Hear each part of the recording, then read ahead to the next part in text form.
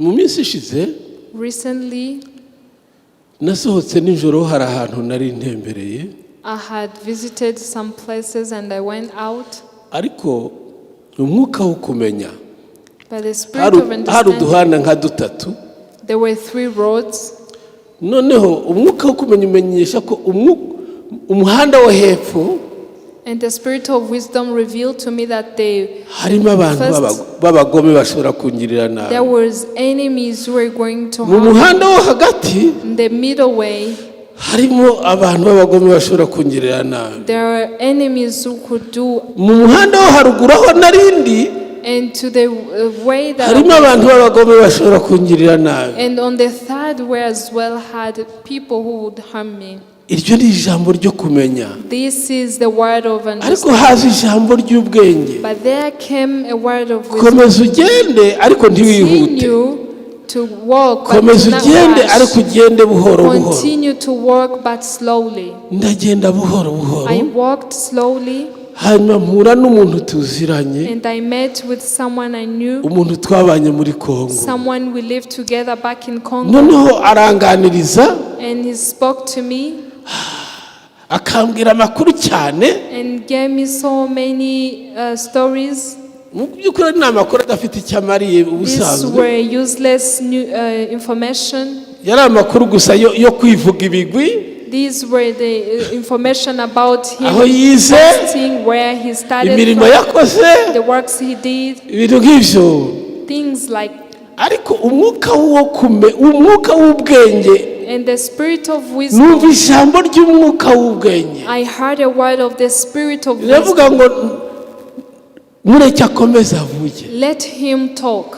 mureke akomeze arondogore Let him continue to mumble, kugira ngo ba bantu bari bagutegeye so hariya that those enemies who were waiting umwanya bari bazi ko uhagera by the time they thought babone you'd be there, byatinze bigendere they'll get tired and leave. kaza ari umukene uti nahuye Comes n'umukene as a poor ukamusuzugura person and you despise this poor person. akaza ari umukire uti He nahuye comes as n'umukire a rich man, ukamwubaha you respect him.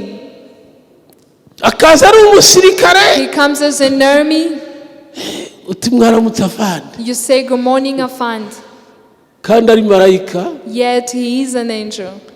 icyo wubaha umuntu muhuye Respect everyone you meet kandi ugerageze kureba icyo Imana igushakaho mu guhura n'uwo and muntu. try to see what God wants upon this person. bati witwa ndetse kugira ngo nitubona bibaye tuzagushimire. So that when this ati murambariza iki izina ryanjye nitwa igitangaza. and he said, I am great.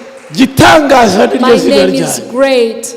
aramubwira ati humura ntupfa. He said, do not be worried, you won't humura die. ntupfa. Do not worry, do not be abonye worried, you won't adapfuye die. yubaka igicaniro. And when he saw that he was not ati uwo nabonye ni Yehova Shalom. I saw Jehovah Shalom. ntabwo ari umwicanyi ahubwo He's ni not a umunyamahoro. healer, he's a peaceful king.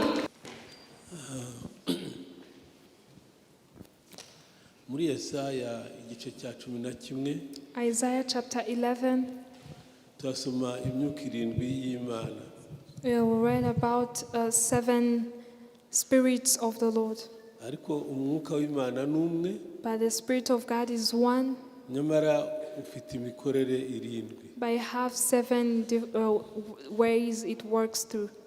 iyo myuka 7 And these 7 spirits, ni umwuka w'ubwenge, the spirit of wisdom, umwuka w'ubumenyi, the spirit of knowledge, umwuka w'ubuhanga, the spirit of science and technology, umwuka w'ubuhanga, the spirit of knowledge, science and umwuka wo kuja technology, inama, the spirit of counsel, umwuka wo kumenya Imana no kuyubaha, the spirit of knowing God and fearing Him, no kumenya abo turi bo mu Mana, and knowing our identity in the Lord, umwuka wo gukiranuka n'ubutabera, the spirit of righteousness and justice, n'umwuka w'imbaraga. and the spirit of might. ejo rero twumvise umwuka w'ubwenge, Yesterday we talked about the spirit of wisdom, uyu munsi turumva umwuka wo kumenya. and today we are going to talk about the spirit of understanding. turasoma muri Luka We'll read in Luke igice cya 2 chapter 2, ku kuva ku murongo wa 28 from verse 28 kugeza ku murongo wa 29 to verse 29 kugeza ku murongo wa 32 up to verse 32. Luka igice cya kabiri Luke chapter 2 umurongo wa 28 verse 28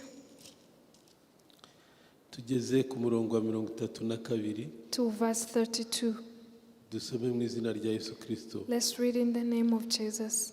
Simiyoni aramuterura ashima Imana ati, Mwami, noneho urasezerera umugaragu wawe amahoro nkuko wabivuze, kuko amaso yanjye abonye agakiza kawe ako witeguriye mu maso y'abantu bose, kuba umucyo uvira amahanga no kubwiza bw'ubwoko bwawe bw'Abisirayeli. Amen. Amen. He took him up in his arms and blessed God and said, Lord, now you're letting your servant depart in peace according to your word.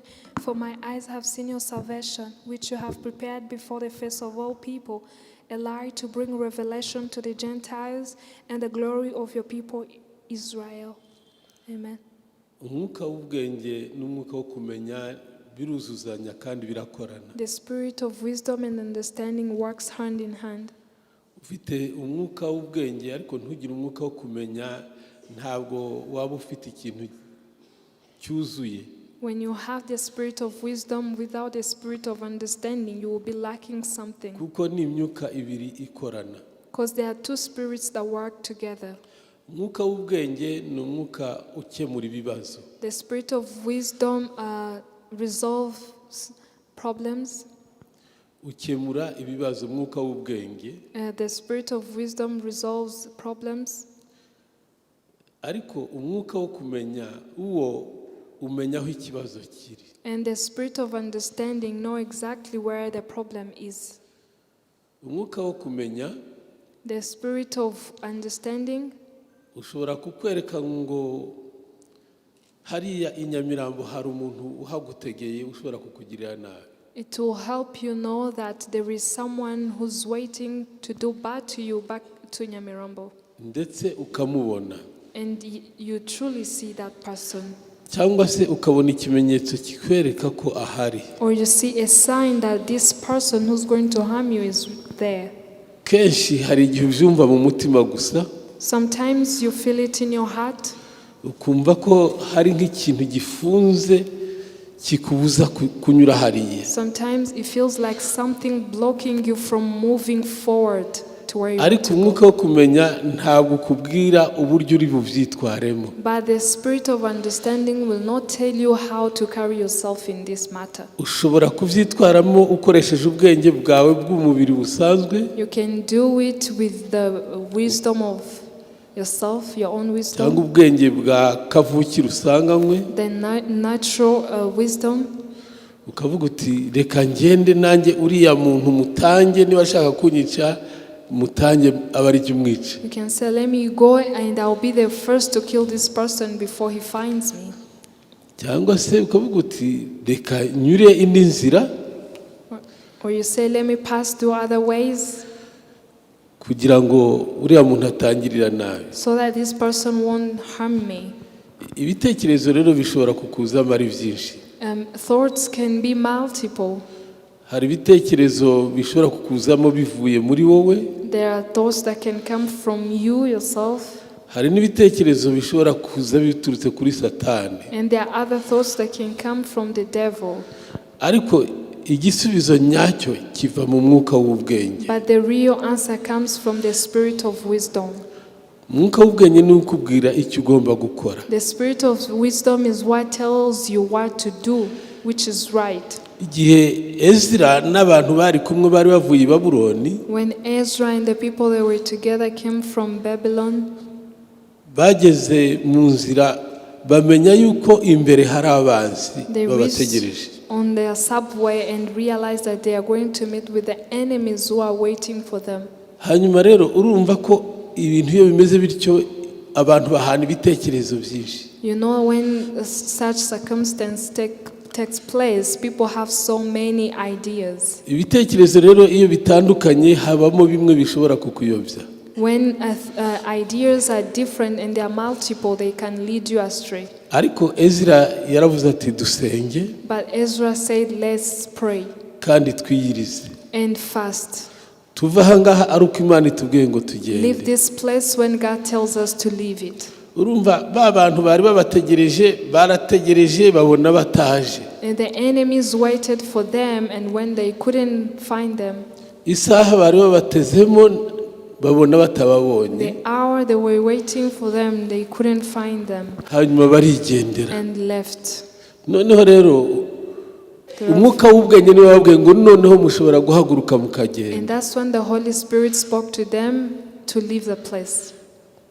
Uko niko umwuka wo kumenya ukorana n'umwuka w'ubwenge. That's how the spirit of understandings umwuka wo kumenya ushobora kukwereka umwuka wo kumenya ushobora kukwereka ikibi kiri imbere. The spirit of understanding can tell you the things that are yet to come.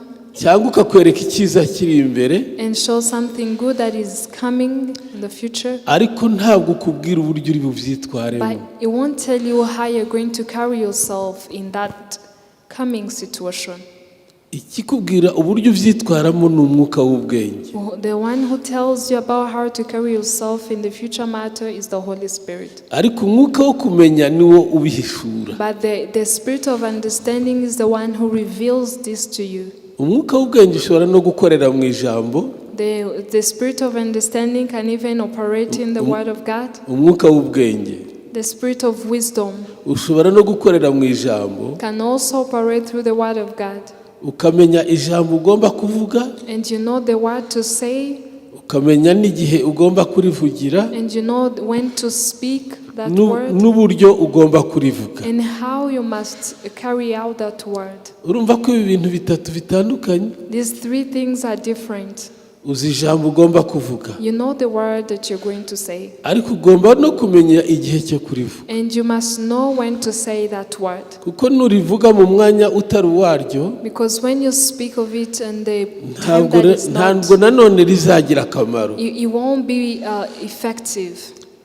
Ugomba rero no kumenya uburyo uri burivuge. You must know how to carry out this word. Ndetse n'umwanya uri bukoreshe mu kurivuga. And the time you're going to use when saying this word. Ushobora kurivuga igihe kirekire. You can say it for a very hanyuma bikarambirana. long time and people get bored. Abantu ntibabe bakibyumva. And people won't be listening to the word you're saying. Ushobora no kubivuga mu mwanya muto cyane. You can also say it in very short time.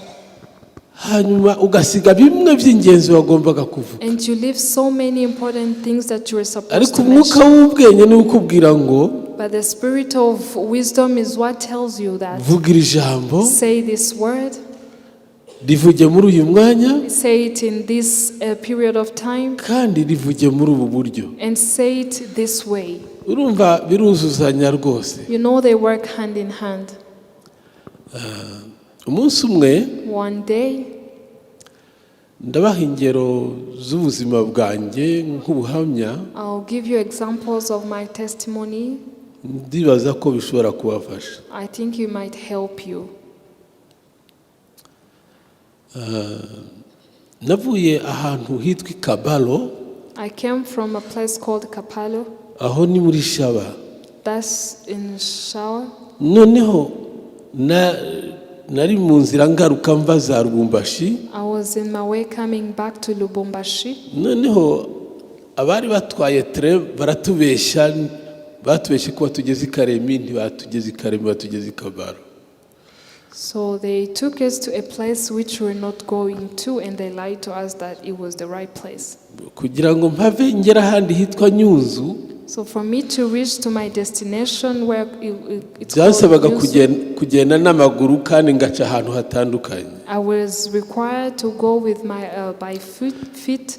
Hanyuma bunyiriraho hanyuma burira rero. And dark came. Ariko bwira ngeze hafi y'umudugudu umwe.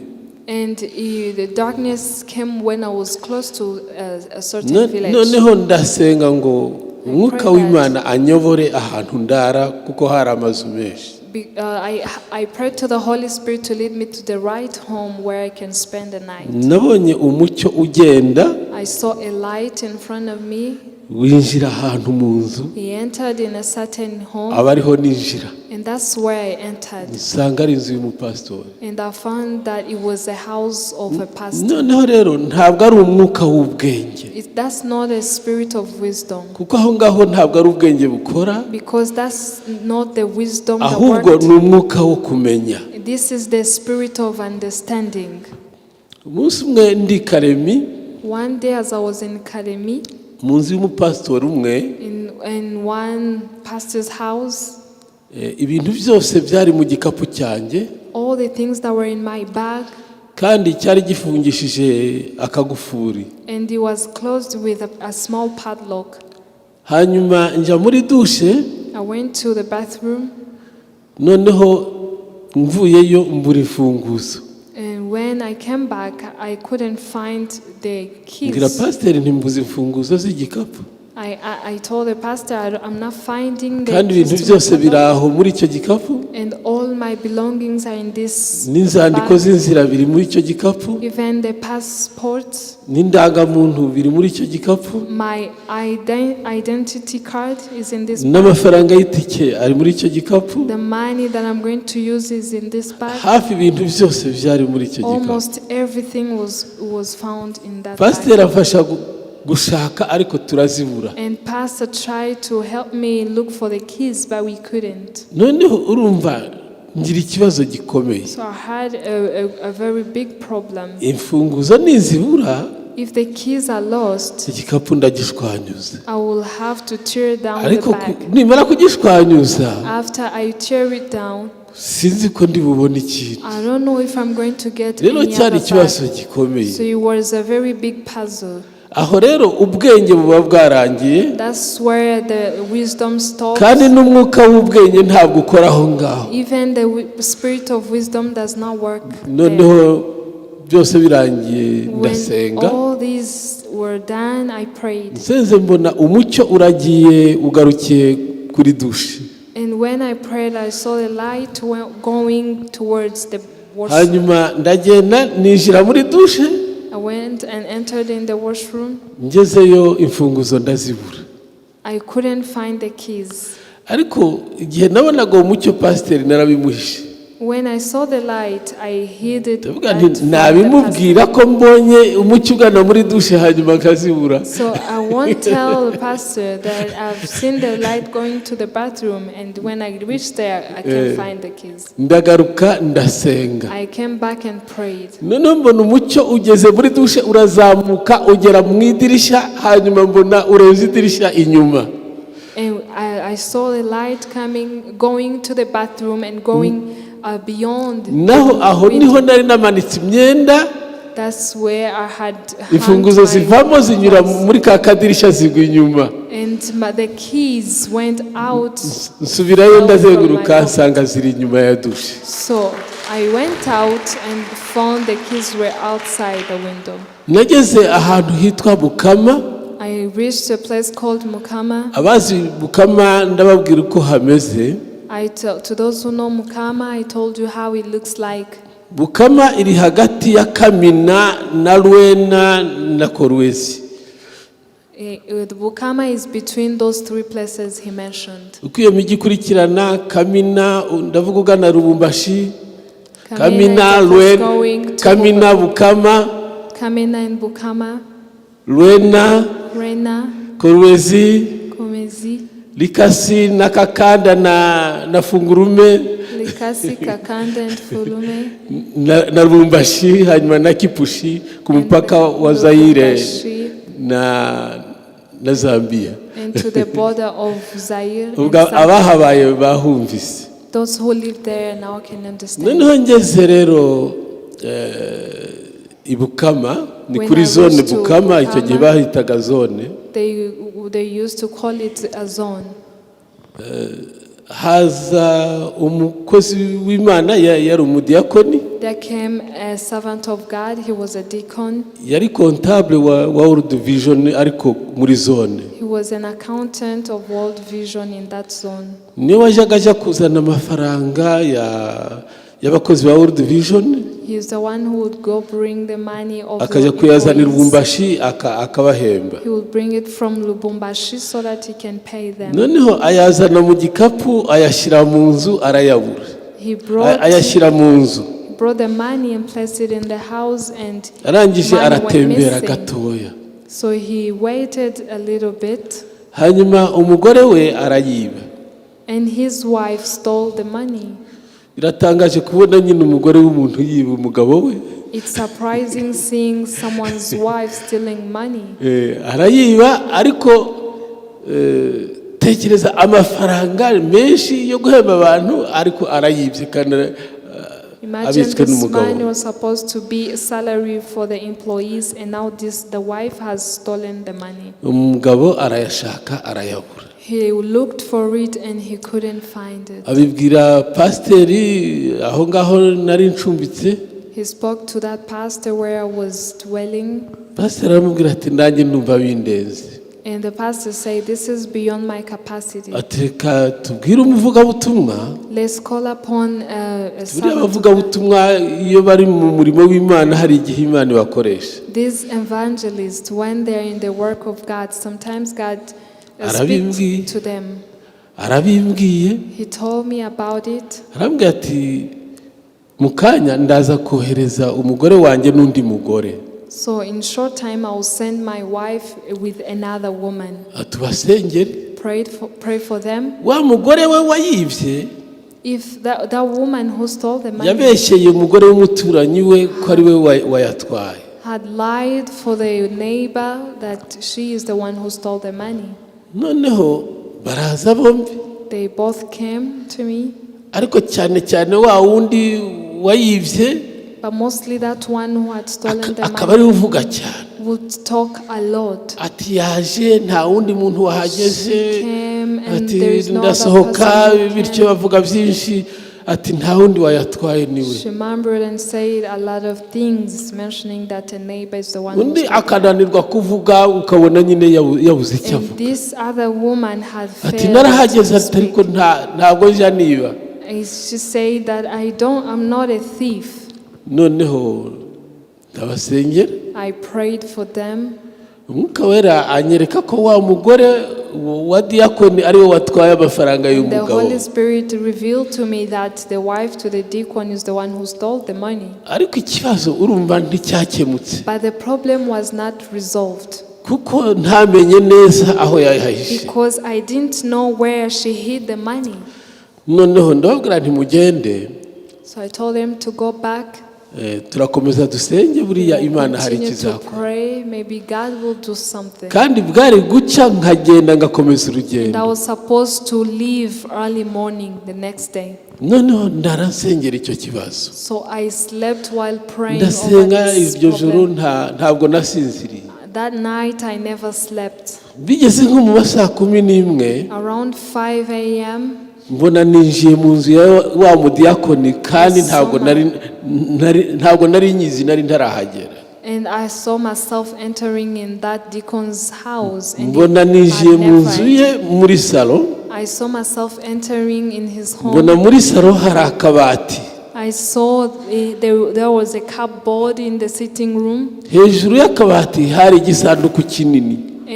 On top of the cupboard was a big coffin. noneho bigeze mu masaa moya nitegura kugenda. Early in the morning, as I was preparing myself to leave, mbona araje noneho wenyine. I saw him coming alone. atese ba badamu ntabwo wabasengeye. And he asked me if I had prayed to the two women. narabasengeye. I said, yes, I ati did. Imana se yakubwiye iki? What did God tell you? namubaza nti none se muri salo yawe harimo akabati? I asked him, do you have a cupboard in your sitting room? ati karahari. He said, yes, we have hejuru it. y'akabati hari igisanduku kinini. Is there a big coffin on top of the cupboard? ati yego hari ikintu cy'ikimale said, tubikamo yes. ibintu There is a big bidafite case. agaciro rimwe na rimwe n'imyenda igomba kumeswa n'ibindi. We keep all the things that have no value in that case. nigenda urebemo. And I told him, go and look into it. dutandukana ubwo aja yihuta cyane We separated then, nanjye njya gutega imodoka. and I went my ways to board. Ninjira mu modoka ya minibus. I entered in a taxi. Hanyuma igiye kugenda mbona aje yihuta ahagarika umushoferi. As he was about to take off, he came rushing Ati to stop hagarara, the driver. He asked ubwo the ndi driver kumwe to stop. na wa mupasiteri. I was with the other pastor. Urumva narinjiye mu modoka ndicaye. I had entered in the azafashe igipfunyika cy'amafaranga. He came with a lot of money. Arakimpereza ati bon voyage. He gave me the money and said, safe journey. Aho rero ntabwo ari umwuka w'ubwenge. That was not the spirit of wisdom. Ni umwuka wo kumenya. It was the spirit of understanding. Hallelujah. Amen. Hallelujah. Amen. Makorinto ba mbere igice cya 12. 1 Corinthians chapter 11. Umurongo wa 8. Verse 8. Uravuga ngo bamwe bahabwa ijambo ry'ubwenge abandi bagahabwa ijambo ryo kumenya. Some were given the spirit of wisdom, others were given the spirit of knowledge. Urumva hari ijambo ry'ubwenge. There is the word of wisdom. Ariko hari n'ijambo ryo kumenya. And there is also a word of knowledge. Iryo rero ntabwo ari ijambo ry'ubwenge. This is not the word of wisdom. Ahubwo ni ijambo ryo kumenya. It was a word of knowledge. Ni ijambo ryo kumenya. It was a word of knowledge. Amen. Amen. Amen. Ijambo ryo kumenya. The word of knowledge. Kenshi dikorana n'ijambo ry'ubwenge. Most of the time it works with the word of wisdom. Ijambo ryo kumenya ni inkingi ikomeye yo mu mwuka wo kumenya. And this is a very big pillar regarding the Iyo ni inkingi spirit. imwe yo mu mwuka wo kumenya. And this is one of the spirit of Guhabwa understanding. ijambo You were given a word rikwereka ikibazo aho kiri. that will show you where the problem is. Ariko bigahagararira aho ntibikubwire uko uri And buvyitwaremo. it will stop there, but it won't tell you how you're going to Kuko carry on. uburyo uri buvyitwaremo urabihabwa n'ijambo ry'ubwenge. Because how you're going to carry on with it, you will be given the word by the Ijambo Spirit. ry'ubwenge rishobora kukubwira ngo uyu muntu arashaka kugukubita. The word of wisdom, knowledge will tell you that this person wants to harm you. Nubwo aseka arashaka kugukubita aragira ngo akurangaze This hanyuma gukubita. person is trying to distract you. He's going to beat you. Ubwenge bwawe bukakubwira ngo ariko wamutaza ukamukubita And your nawe. wisdom tells you, do it fast. Ariko umwuka w'ubwenge akakubwira ikindi ugomba gukora kitari cya kintu. And the spirit of wisdom tells you something different from what the wisdom Umwuka wo has told kumenya you. waguhaye wakweretse ikibazo icyo ari cyo. And the spirit of knowledge has shared with you the information of what you need Ariko to umwuka do. w'ubwenge niwe uri buguhe uburyo uri But the vyitwaremo. spirit of wisdom is what is going to tell you what to do and how to carry yourself in this matter. Inkingi ya kabiri The second pillar yo kumenya of understanding, of ni knowledge, ukumenya ahantu. is knowing where. Buriya hari ahantu There is Imana somewhere, ibiguhamagariye. there is somewhere God has called you to be. Ariko hari abantu, But there are other people, hari n'ibintu. there are also things. Ese wabyumvise neza? Do you understand? Hari ahantu There is a place, icyo ni kimwe. that's one thing. Ariko hari n'abantu. There's also people, Ariko hari n'ibintu. and there are also things. Tuvuge Imana Let's iravuze say- ngo jya muri Amerika. God tells you to go to America. Ni ijambo ryo kumenya uhawe. This is a word of Ariko understanding. nujya muri that- Amerika ntabwo uzaba mu kirere cyo muri Amerika. But when you go to America, you won't just live in the surface. Hari abantu Imana iguha aho muri Amerika. There are people that God gives to you who live in America. Ariko ntabwo izaguha abantu gusa, izaguha n'ibintu, You won't just guess. You won't be there. He will izaguha give akazi, you possessions. He will give you izaguha a job. n'inzu. He will give you Kandi a amazu ni house. menshi. But houses are many. kandi muri ayo mazu harimo abaturanyi beza harimo n'abaturanyi babi. And among those houses there are good Rero neighbors ukeneye and kumenya bad. ahantu. You need to know where exactly. Icyo ni ikintu gikomeye This cyane. is a powerful thing. Usomye muri Zaburi igice cya 2 If you read in Psalms chapter 2, umurongo wa 8 n'umurongo wa 9. verse 8 and 9. Ariko nsaba amahanga nyaguhe. Nsaba Ask me for amahanga. nations and I'll give it to you. Aho ni ahantu. That's a place. Kandi nguhe n'abantu bo ku mpera y'isi. And I'll give you until the end of the earth. Icyo ni ikintu gikomeye cyane. This is a powerful thing. Ntabwo uzahabwa amahanga yose. You won't be given all nations. Kandi nta nubwo uzahabwa abantu bose. And you won't be given all people. Nta nubwo uzahabwa ibintu byose. And you won't even be given all the things. Nyirahantu hose ni Imana yonyine. The one who possesses all these things is God. Wibuke ko igihe Yesu yari mu isi, Well, you remember when Jesus was in the world, nawe yari afite imipaka. he also had Yari afite borders. aho agomba kuja, He had where he must kandi go, yari afite n'abantu agomba gusanga. and he had the people he was supposed to approach. Yaje aziye Abisirayeli gusa. He came for the Israelites only, Intama zazimiye zo mu Bisirayeli. Kugira ngo abwire ubutumwa Abisirayeli, so that he can preach for the hanyuma Israelites. azaba ari bo babujana mu banyamahanga. And they are the ones that sent him to the Uribuka wa Gentiles. mugore w'umunyakananikazi Remember the woman of Canaan? araza ati ngiriza umukobwa arwaye abadayimoni. Please heal my daughter. She has demons. Yesu aramubwira ati ntabwo ibyo kurya by'abana nabigaburira imbwa. And Jesus said, I don't feed the food of my children to Undi dogs. ati ariko imbwa nazo zirya ubuvungukira buvuye ku meza ya And the shebuja. woman replied and said, dogs also eat some of the leftovers of Icyo his Yesu yavugaga master. ni Its iki? master. What Jesus was saying Yaramubwiraga is ati this: ntabwo nazanywe I n'abanyamahanga. was not brought by the Wowe Gentiles. uri umunyamahangakazi. You are a Gentile. Rero muri iki gihe urasa n'udafite agaciro So uri by nk'imbwa this rwose. time, it's like you have no value to me.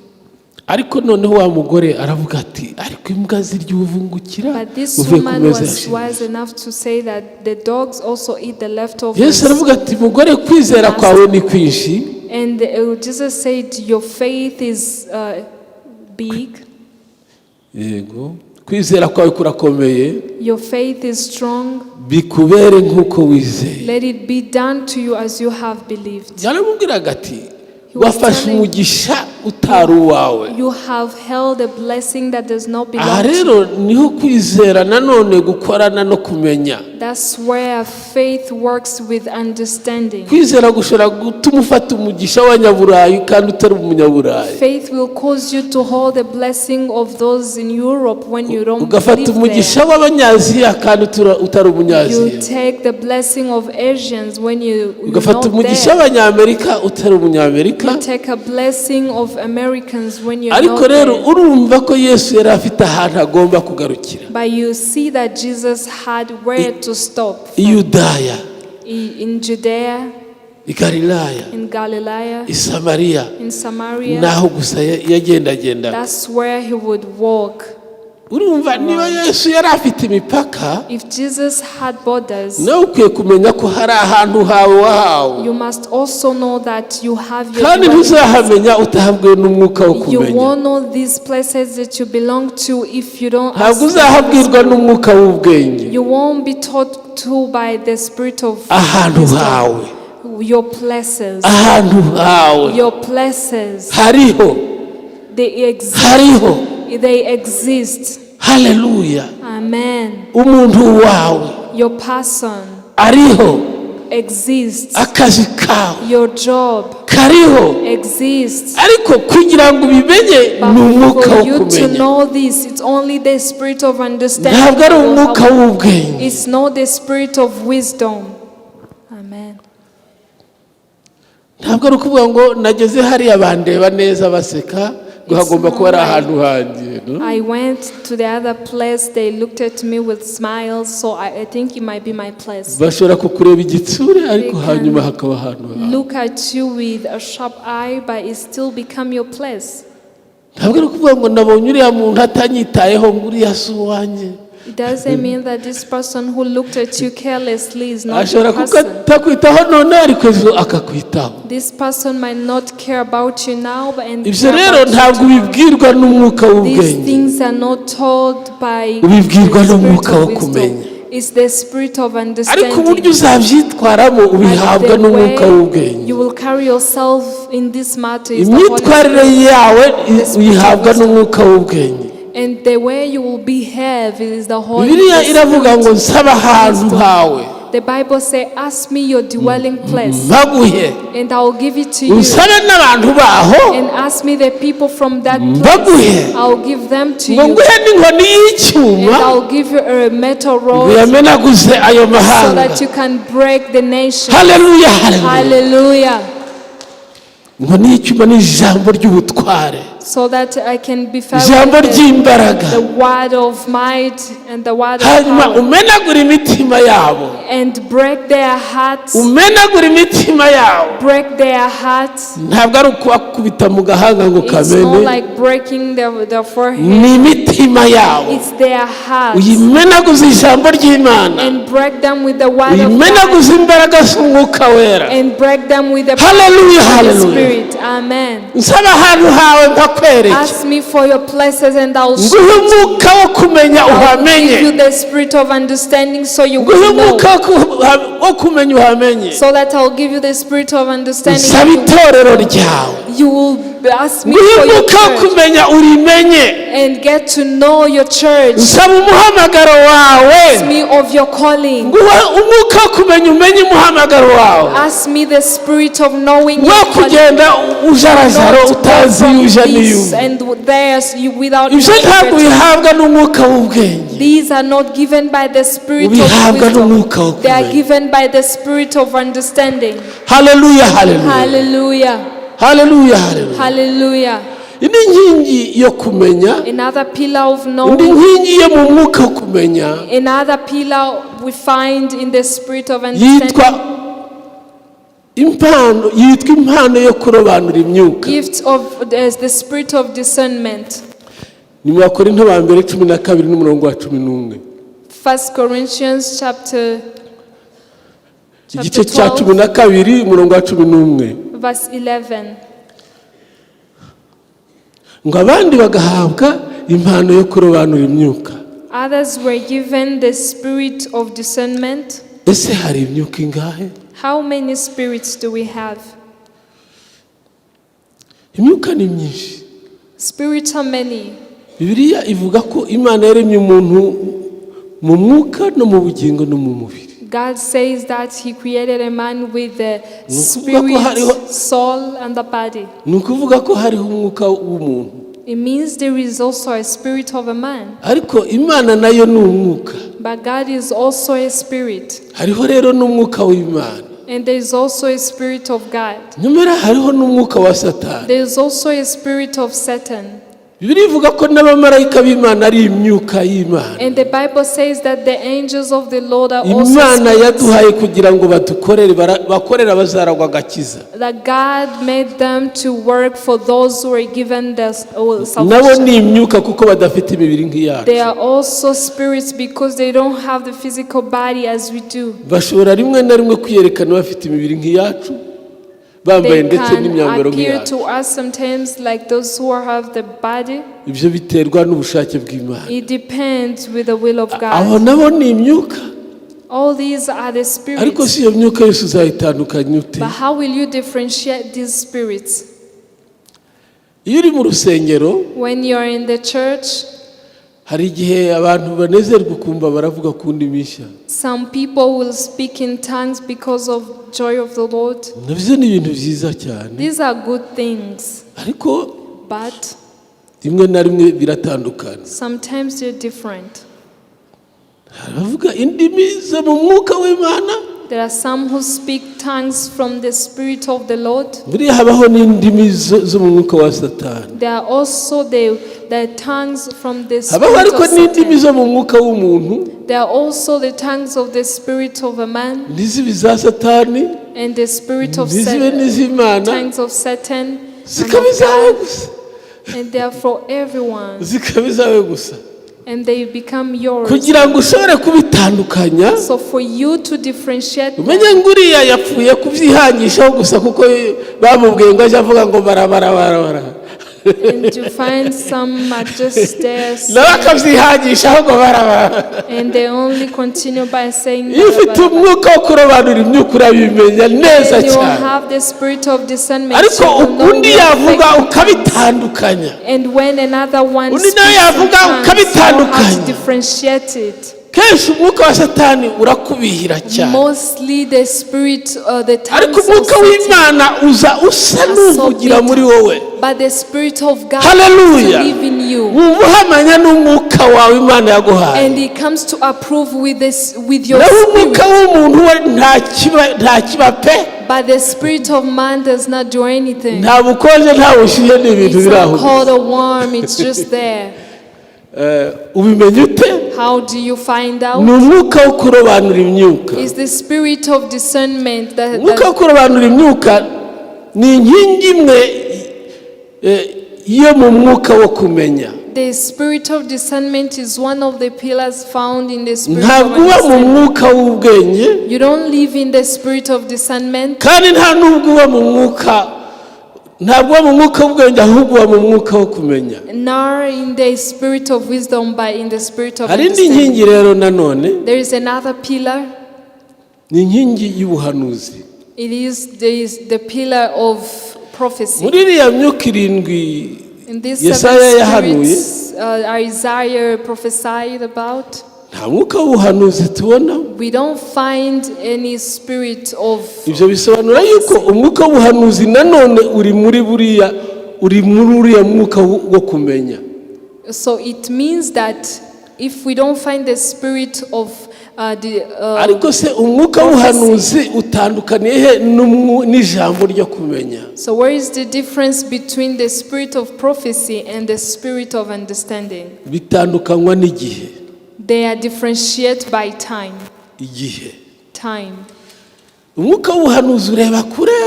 The spirit of prophecy looks far in the future. Iyo weretswe imodoka ishaka kukugonga, When you see visions about a car that wants to hit you, iryo ni ijambo ryo kumenya. this is a word of understanding. Hanyuma iyo wumvise ijwi rikubwira ngo senga vuba, senga vuba, And when you hear a voice telling you to pray so quickly, iryo ni ijambo ry'ubwenge. and this is a word of wisdom. Rikubwira uko ugomba kubyitwaramo. It tells you how you're going to carry yourself in this matter.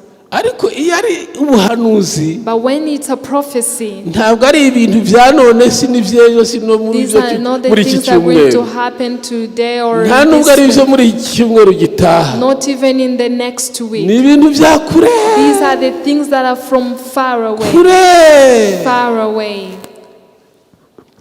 Kandi ubuhanuzi buratandukanye. And prophecies are different. Hari ubuhanuzi bw'igihe cyatambutse, There is a prophecy about Old Testament, hari n'ubuhanuzi bw'igihe kizaza. and there are prophecy about New Testament. Ubuhanuzi bwa Mose butandukanye n'ubwa Yesaya. The prophecy of Moses is different to the prophecy of Isaiah. Mose yabonye uburyo Imana yaremye ijuru n'isi. Moses saw how God created a world and heaven. Abona uburyo Imana yaremye Edeni. And he saw how God created Eden. Abona uburyo Imana yaremye umugabo n'umugore. And he saw how God created a man and a woman. Abona uburyo inzoka yaje kubashuka. And he saw how a snake came to deceive Abona them. uburyo bambuwe ubwiza bw'Imana, bagabanukiwe n'ubwiza He bw'Imana. saw how the glory of God was taken away. Abona uburyo birukanwe muri And he Edeni. saw how they were chased from Eden. Abona uburyo umwuzure wabaye. He saw how a flood took place. Abona uburyo Nowa yavuze ubutumwa kandi yubaka. And he saw how Noah preached the gospel while building an ark. yubaka n'inkuge. As he was building an ark, urabyumva ibyo byose arabibona. all these things was Ni seen by ibintu byabayeho Moses. kera. They are the things that happened before he existed. abona abantu bubaka umunara w'ibabeli He saw those men who build a bavuga ngo tower. bazaja mu ijuru batahajanywe They n'Imana were ku bushake saying bwabo. that they will go to heaven without God taking them. ubwo ni ubuhanuzi busubira inyuma. These are prophecies that happened before. nibwo buhanuzi Mose yari yarahawe. And these were all the prophecies he was ni given. ibintu bike cyane yabonye by'igihe There kiri are imbere, few things he saw from what ariko had ibyinshi yeretswe happened. n'iby'igihe cyatambutse. And the one who was revealed to the things that were yet to byose come. arabibona ukuntu He byagenze. saw all the things that took place. abona ukuntu Yosefu yagiye muri Egiputa, He saw how Joseph went to Egypt. abona Aburahamu na Isaka na Yakobo, He saw Abraham, Isaac, and Jacob. abona Yosefu ari muri Egiputa, He saw Joseph in Egypt. abona inzara yateye muri Egiputa He saw famine that took place no mu in bihugu Egypt no mu bihugu bikikije Egiputa. and in all those nearby countries. abona uburyo Imana yatoranyije Yosefu kugira ngo akemure ikibazo cy'inzara. And he saw how God chose Joseph to bring a solution to this matter.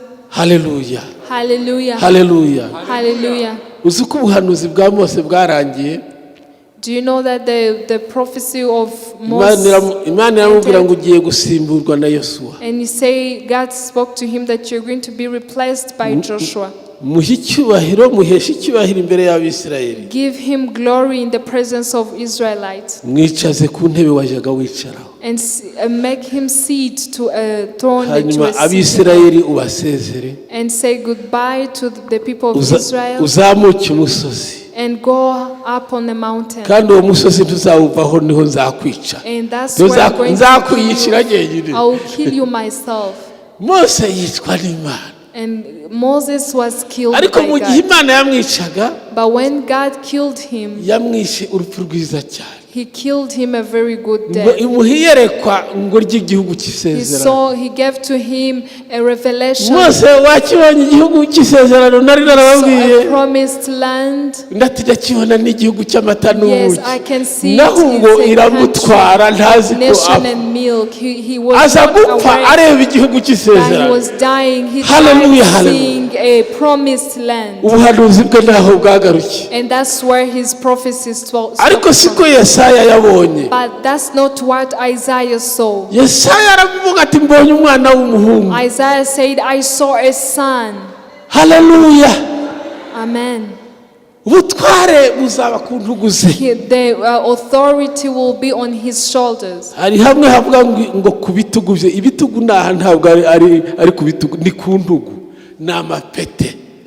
ubutware bwe buzaba ku ntugu ze, and the kingdom will be on his shoulders. umujenerali uruta abajenerali bose. General who's beyond other generals. ubutware buzaba ku ntugu ze, The authority will be on his shoulders. azitwa He igitangaza. will be called great. Haleluya. Hallelujah. niwe wiyeretse Manowa n'umugore we mu isezerano rya kera, And he represented himself to Manoah and his wife ababyeyi ba in the Old Samusoni, Testament, to the parents. ababwira ko bazabyara umwana w'umuhungu Told them udasanzwe, that they will give birth to a uzahabwa imbaraga who zidasanzwe. will be given so much power. bati witwa ndetse kugira ngo nitubona bibaye tuzagushimire. So that when this ati the murambariza baby boy ikizina comes, ryanjye nitwa igitangaza. and he said, I am great.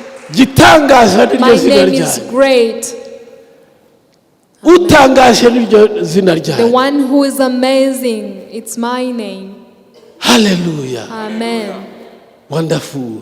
He is wonderful. Haleluya. Hallelujah. utangaje niryo zina ryanjye. A wonderful one is my name. Haleluya, haleluya. Hallelujah. uwo ni Yesu yerekanaga mu As isezerano Jesus rya was kera. representing himself in the Old Testament. niwe Aburahamu yabonye mu isezerano rya He is the kera. one Abraham saw in Old Testament. Aburahamu abona abagabo batatu, And Abraham saw 3 men. abona ari abantu He badasanzwe. found that there were Babiri bari abamarayika, usual men, 2 were uwa gatatu angels, yari Uwiteka. and the 3rd one was the Lord. Uwo ni Yesu, And this was Jesus. uwo ni Yesu. This is Jesus. Aburahamu aramumenya And Abraham found out kuko yari afite ijambo ryo kumenya. because he had the word of understanding. Haleluya, haleluya. Hallelujah.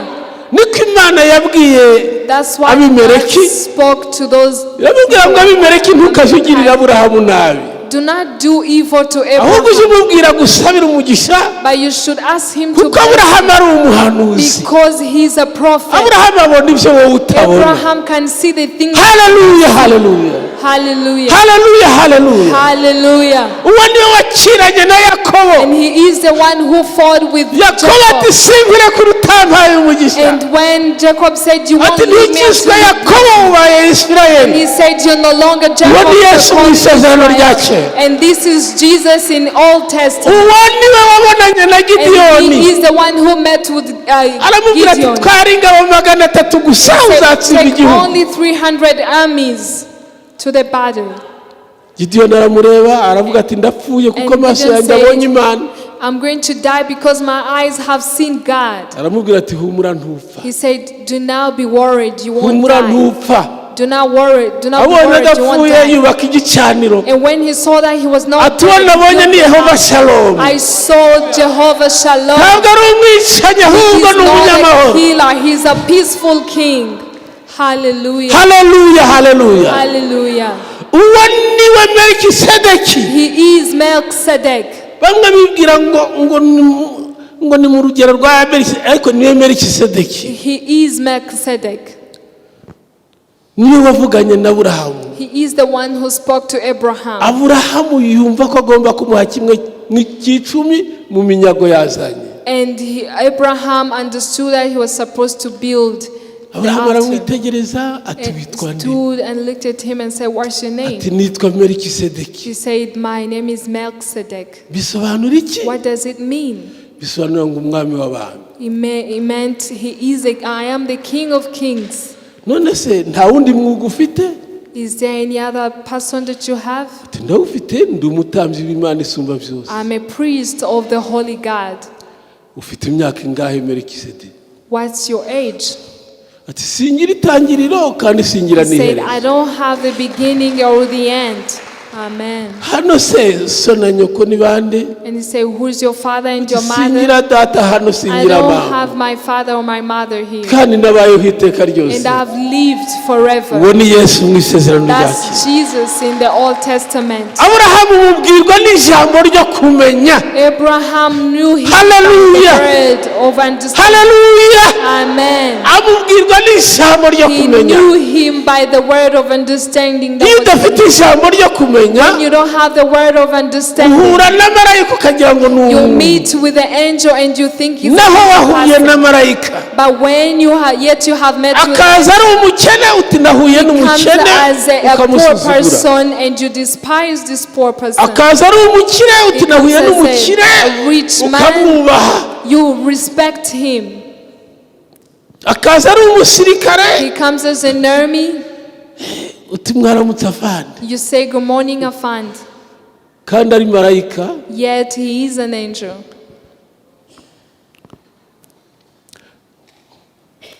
Icyo wubaha umuntu muhuye. Respect everyone you meet. Kandi ugerageze kureba icyo Imana igushakaho mu guhura n'uwo And muntu. try to see what God wants upon this person you have met. Ugerageze kubitekerezaho cyane. Try to think about it. Mu minsi ishize Recently, nasohotse nijoro hari ahantu nari ntembereye. I had visited some places and I went out. Ariko umwuka wo kumenya By the spirit of hari understanding, uduhanda nka dutatu. there were 3 roads. Noneho umwuka wo kumenya umenyesha ko umuhanda wo hepfo And the spirit of wisdom revealed to me that harimo abantu b'abagome bashobora kungirira nabi. there was enemies who were going to Mu harm. muhanda wo hagati In the middle way, harimo abantu b'abagome bashobora kungirira nabi. There are enemies who could do. Mu muhanda wo haruguru aho narindi, And to the way that. harimo abantu b'abagome bashobora kungirira nabi. And on the third way as well had people who would harm me. Iryo ni ijambo ryo kumenya. This is the word of Ariko understanding. haza ijambo ry'ubwenge. But there came a word of wisdom. Komeza ugende ariko ntiwihute. Continue to walk, but Komeza do not ugende rush. ariko ugende buhoro buhoro. Continue to walk, but slowly. Ndagenda buhoro buhoro. I walked slowly, hanyuma mpura n'umuntu tuziranye, and I met with someone I knew, umuntu twabanye muri Kongo. someone we lived together back in Congo, Noneho aranganiriza and he spoke to me akambwira amakuru cyane. and gave me so many stories. Mu by'ukuri ni amakuru adafite icyo amariye These ubusanzwe. were useless information. Yari amakuru gusa yo kwivuga ibigwi, These were the information about him, aho yize, fasting, where he started imirimo from, yakoze, the works he did, ibintu nk'ibyo. things like. Ariko umwuka w'ubwenge, And the spirit of numva wisdom, ijambo ry'umwuka w'ubwenge. I heard a word of the spirit of Biravuga wisdom. ngo mureke akomeze avuge, Let him talk. mureke akomeze arondogore, Let him continue to marvel, kugira ngo ba bantu bari bagutegeye so hariya, that those enemies who were waiting, umwanya bari bazi ko uhagera, by the time they thought you babone would be there, byatinze bigendere. they'll get tired and leave. Hanyuma bigenda gutyo, And that's what happened. akabwira amakuru, He would tell me so many akivuga things, ibyivugo, and he would boast akivuga about himself. ibigwi. He would talk about, Byashatse kundekura nanjye nkamwihorera. and I kept quiet and listened. Nabona ashatse ko kugenda nanjye nkongera nkamucokoza ntibisubiremo And whenever he would try to leave, I would also try him to hanyuma stop. nza kubona wa muhanda wo haruguru nta muntu mubi ugihari. And I saw that road, Iryo ni ijambo ryo kumenya. this was a word of Byabonye ikintu understanding. kibi, It saw something ariko bad, ijambo ry'ubwenge but the word of wisdom, biravuga ngo uyu muntu ntiyapfuye kuza gusa, this person did not just come twagira ngo randomly. agutinze hano, He wanted you to bariya abantu be barambirwe and bagende. these enemies will get tired. Haleluya, haleluya. Hallelujah. Birakorana rero, These things work. birakorana rero. They work together. Iyo usomye mu rwandiko rwa mbere rw'Abakorinto, When you read in 1 Corinthians igice cya kabiri umurongo wa 9 chapter n'uwa 2 10, verse 9 and 10, haravuga ngo iby'amaso atigeze kubona, eye has not seen, iby'amatwi atigeze kumva, nor ear heard, ibitarinjira mu bwenge bw'umuntu, nor have entered into the heart of man. ibyo byose Imana yabiduhirishije umwuka wayo, And the things which God has prepared for those who love, yabiduhishurije umwuka wayo. He had revealed them to us through His Aho ni Spirit. ku murongo wa 9. That's verse 9. Uwo ni umwuka w'ubuhanuzi This is the spirit of prophecy ureba kure. that sees far. Haleluya. Amen. Ibintu bitarajira no mu bwenge bwacu. The things that we have never seen or Yerusalemu yo mu ijuru, in Jerusalem, Yerusalemu yo mu ijuru, the heaven Jerusalem. Yerusalemu yo mu ijuru ni nziza cyane, It is so beautiful. ni nziza cyane. It is so beautiful. Nayibonye muri 77. I saw it in Uwo 1977. mwaka wambereye mwiza cyane. That year was so beautiful to Muri me. mwaka mbona marayika bwa mbere, It was my first time to see the angel, muri mwaka mbona Yesu bwa mbere. and that's the year I saw Jesus for the first time. Yerusalemu yo mu ijuru. The Jerusalem. Ariko reka from mbabwire heaven. ikintu kimwe But let me tell you one thing cyerekeye Yerusalemu yo mu ijuru. regarding Jerusalem of heaven. Buri Imana kenshi igufata nk'uko ubwenge bwawe buri. Most of the time, God sees you as equal to your knowledge. Hari aho uzasoma kumva ngo mu ijuru tuzaririmba Imana tuyiririmbire ku manywa na nijoro, Somewhere you will read that in heaven we will be praising the Lord. kandi mu ijuru nta joro rizaho. ariko umuntu akabivuga akurikije ubwenge bwe. Tuzaririmba ku manywa na nijoro. But some people will say we will sing we'll be singing for the Lord. But in heaven, because God is the light of place, and Jesus is there will not be sun, because Jesus is the Son of heaven. He is the Son of righteousness. He has healing in its wings. There will not be night. But some people will be saying we'll be singing to God day and night. So I saw Jerusalem of heaven. He came rushing, coming to earth. And after that, I had a big question. And the question I had is this. I saw it rushing towards us. And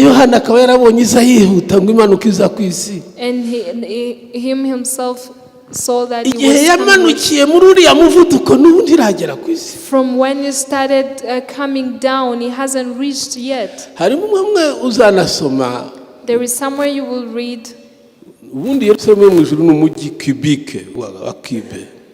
It's cubic.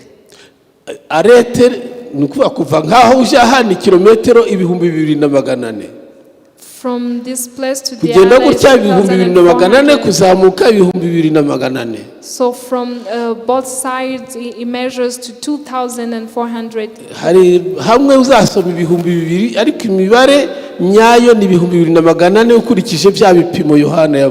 So some will mention 2,000 by basing on the measures taken by John. But these 2,400 are the markers. It's a design. Pastor Bosco yashiraga hariya ukuntu kanganaga kakerekana urusengero. Iriya niyo makete. This is as a design that shows. Tekereza umujyi ufite kilometero 2,400 hose no kuzamuka 2,400 ari makete. Imagine having 2,400 kilometers when it's just a design. You can even design it on a table. That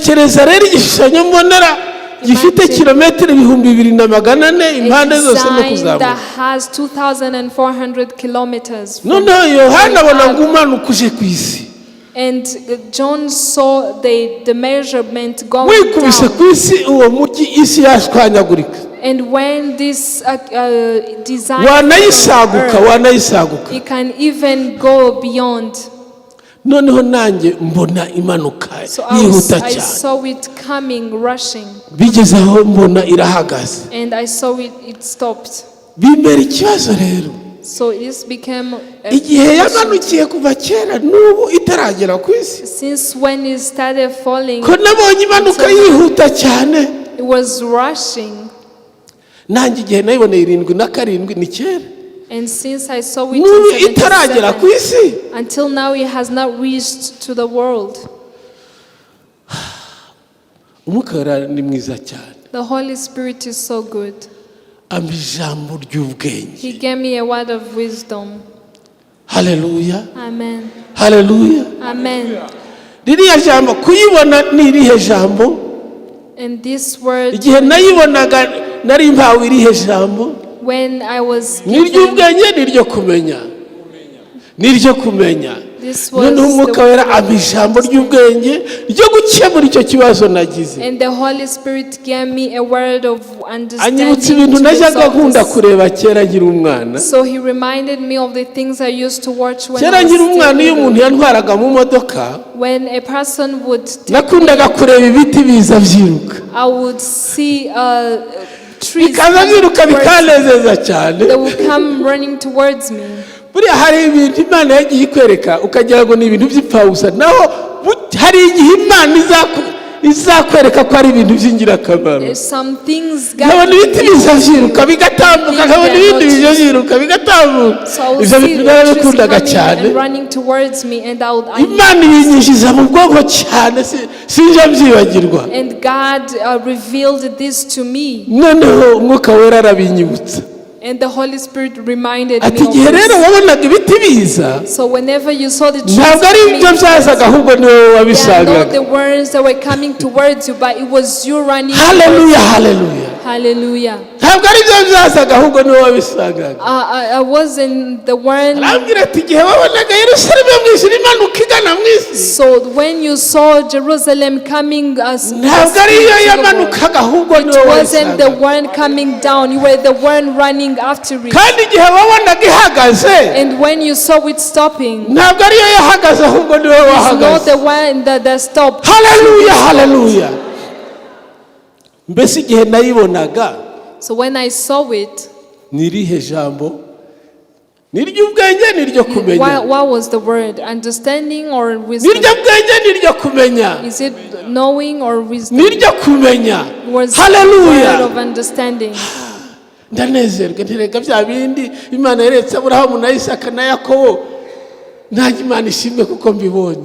So I gave thanks to God that Biravuga ngo Aburahamu na Isaka na Yakobo, the Bible says that Abraham, Isaac, and Imana Jacob, yaberetse Yerusalemu yo mu God ijuru. showed them Jerusalem, the throne that is Aburahamu found in arababwira ati heaven. nta mpamvu yo kwirirwa twubaka amazu, And they said, there is no need to twibere mu build houses. mahema We are going to live in kuko dufite tents umuhana mwiza because we have a good Imana inheritance yubatse kandi that God ikawurema. has built and Hallelujah, created it. hallelujah. Hallelujah. Ikintu cyubatse Something that is built, kandi kikaremwa that is created as well. gitandukanye n'ikintu cyubatse gusa. It is different from something that is built. Uru rusengero rurubatse How this church is built, ariko ntabwo ruremwe. but it's not created. Ariko ikintu kiremwe gikora nk'igifite ubwenge Something that is created kuko works kiba as it gikoreshwa has n'Umwuka Wera. wisdom, because it's being used by the Holy Inzugi Spirit. zaho ni ukuhagera zikikingura, They get open themselves. zikabyibwiriza. They know Hallelujah. what to open themselves. Intebe zaho The ziribwiriza, chairs know what to do. zikamenya ko ushaka kwicara They know that zikizana. when they want to Hallelujah. bring themselves, Ibintu byaho byose all biraremye. the things from there are created. Hallelujah, hallelujah. Hallelujah. Inzugi 12 ziraremye. All the 12 doors are created. Inkingi 12 The 12 24 ziraremye. The 24 pillars are created. Imana Amen. iratangaje. God is so wonderful. Imana iratangaje. God is so wonderful. Ntabwo ari umwubatsi gusa ahubwo He's not ni just an n'umuremyi. architect, he's also a creator. Arubaka kandi He akarema. creates and creates. Arubaka kandi He akarema. builds and creates. Arakubaka kandi akongera He akakurema. builds you and creates you. Hallelujah. Arakubaka akongera akakurema. He builds you and creates you as well. Aguha isura yawe He akongera gives you your own akaguha image n'umwuka and wayo. he gives you his own spirit. Amen. Amen. Dawidi yaravuze ati ndagushimiye David Mana said, I thank you, kuko God, wandemye uburyo because you butangaje. created me in an amazing way. Ndagushimiye Mana kuko wandemye I uburyo thank you butangaje. that I'm fearfully and Vuga uti wonderfully ndagushimiye made. Mana kuko wandemye uburyo Thank butangaje. God for creating you fearfully and wonderfully. Tekereza kuba ugendagenda mu isi n'umubiri Imagine living in the world with your ariko own body, ukagendagenda mu ijuru but mu you isi also y'umwuka. live in the world with the spirit Uti of God. ndagushimiye Mana kuko wandemye Said, uburyo I butangaje. thank you, God, for you made me fearfully and Ukaba ugenda wonderfully. mu isi y'umubiri And I work in the world, ariko the ukaba uri physical mu ijuru world, hamwe but na Yesu. also I live in the spiritual realm with God, with Jesus. Imana Hallelujah. ishimwe. Praise the Lord. Ese ibyo kubimenya ni ijambo ry'ubwenge, ni ijambo Knowing that, ry'ubumenyi, is it a word of ni wisdom ijambo or ryo kumenya, ni understanding? ijambo ry'ubwenge. Is it a word of wisdom or Kumenya ngo understanding? napfanye na Kristo Knowing that I have died with Christ, ariko ndiho. but I live. Pawulo bamwitaga umusazi, They used to call Paul foolish. na Yesu bamwise umusazi. Even Jesus was called the same. Natwe rimwe na rimwe bashobora kutwita abasazi. Sometimes they call us the same thing. Uzi impamvu Yesu bamwitaga Do umusazi? you know why they used to call Jesus foolish? Yavuga ati ufite inyota naze muhe amazi y'ubugingo. He will say to whoever is thirsty, come to me, Inzuzi I will z'amazi give you water. y'ubugingo zizatemba ziva mu nda ye. And the rivers of the living water will flow from your heart. Ati uyu muntu ni umusazi. And people will call him foolish. Aturya umubiri wanjye akanywa n'amaraso yanjye ntabwo azapfa. And he will say, whoever eats to my body and drinks to my blood will never Ati uyu muntu ni perish. umusazi. And they will call him foolish. Bamubwiye ko turya abantu se cyangwa ko tunywa Did they amaraso tell y'abantu? him that we eat people or drink the blood of people? Pawulo ati napfanye na Kristo. And Paul said, I died with Christ, Ati nyamara ndiho. yet I live. Ati uyu muntu ni umusazi. And they called him Umuntu foolish. arapfa kongera How akabaho. is it possible that a man dies and lives? Ariko Yesu umunsi umwe aravuga ngo But Jesus one day said, ndagushimiye data I thank you, Father, kuko ibi wabihishe because abanyabwenge you b'isi hid these things from the wise ukabihishurira abana bato. and revealed them to Hallelujah, the hallelujah, children. hallelujah. Hallelujah. Hallelujah. Hallelujah. Wabihishe abasava bo mu You Burusiya hid this from the no mu Bufaransa no wise mu of the world. Bwongereza no muri Those Amerika from Asia, no mu Europe, Bushinwa n'ahandi. and from China and different areas. Abana bato ni abicisha But bugufi children are those who are ariko humble. ubihishurira abicisha And you bugufi revealed all these things to the Ndagushimiye humble. Data. I thank you, Father, kuko wabahaye ijambo ryo kumenya because you gave them a word of understanding. kandi abandi ukaribintu. Amen. Haleluya. Amen. Ivy'amaso atigeze kubona, What eyes have never seen, ivy'amatwi atigeze kumva, what ears have not heard. Imana irabiduhishurira And he revealed these things to us in his, by kubera his, umwuka wayo. through his spirit. Aho ni Abakorinto ba mbere 2:9. 1 Corinthians chapter 2 verse 9. Ivy'amaso atigeze kumenya. What eye has not Ariko seen. ngo ku murongo wa 10 ibyo byose warabiduhishuriye, ubiduhishuriza umwuka wawe. But God has revealed them to us through his spirit. Yego. Amen. Ntabwo dufite amaso y'umubiri ashobora kubibona. That's the truth, and the eyes cannot lead these things. Ariko amaso y'umwuka arabibona. But the eyes of the spirit can guide. Amaso y'ibyiringiro arabibona. The eyes of hope can see Amaso yo these things. kwizera arabibona. The eyes of faith can see Kubera these things. ijambo ryo kumenya. Because of the word of Kubera understanding. ijambo ryo kumenya. Because of the word of understanding. Simeon ngabwirwa yuko atazafata abonye Mesiya. understood that he will never die before he sees the Messiah. Arategereza. He waited. Arasaza. He became old. Arunama. He bent. Agendera ku kabando. He worked on the stick. Ariko avuga ngo sinzapfa But ntabonye he was Mesiya. saying that I will never die before I see the Messiah. I will never die before I see the Messiah. Bukeye Then one day, Mariya na Yosefu bazana Mary and Mesiya mu Joseph rusengero brought rw'Yerusalemu. the Messiah in the church to be dedicated. Ari agahinja. He was a baby.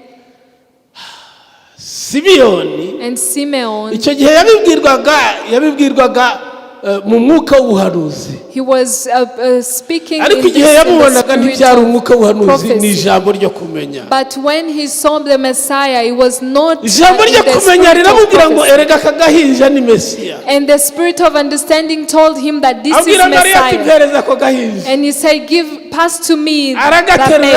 aragasimbagiza. And he rocked the Ati baby. ndagushimiye He said, Uwiteka I thank you, Lord. kuko amaso yanjye abonye agakiza My eyes kawe. have seen your salvation. Amaso yanjye abonye agakiza My kawe. eyes have seen your salvation. Erega Yesu ni umukiza akongera akaba And n'agakiza. Jesus is a redeemer and also Ndagushimiye salvation. Uwiteka I thank you, God, kuko amaso yanjye abonye agakiza because my kawe. eyes have seen your salvation. Arakazengurukana ngo And nguyu he ubwiza brought bw'Abisirayeli. him, and he was Nguyu testifying. ubwiza bw'Abisirayeli. This is the glory of Nguyu ubwiza Israel. bw'Abisirayeli. This is the glory of Nguyu umucyo Israel. w'abanyamahanga. He is the light of Hallelujah, nations. hallelujah. Hallelujah. Yabihawe n'ijambo ryo Amen. This kumenya. was revealed to him by the Haguruka spirit dushime of Imana. understanding. Stand up and we pray. Hallelujah. Thank you, Jesus. yaratsinze Yesu yaratsinze Mwami w'abamazahora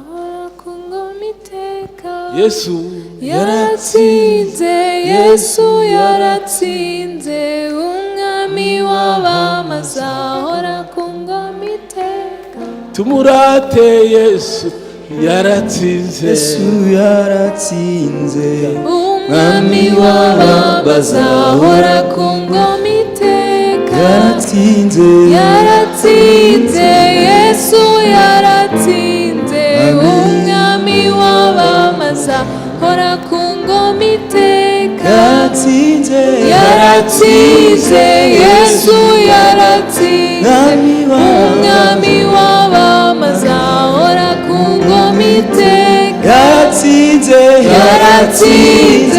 Yesu yaratsinze umwami w'abamazahora ku ngoma iteka yaratsinze Yesu yaratsinze umwami w'abamazahora ku ngoma iteka yaratsinze Yesu yaratsinze umwami w'abamazahora ku ngoma iteka. Hallelujah. Hallelujah. Yambura ushima Imana Lift up your hand Vuga and uti give thanks to ndagushimiye God.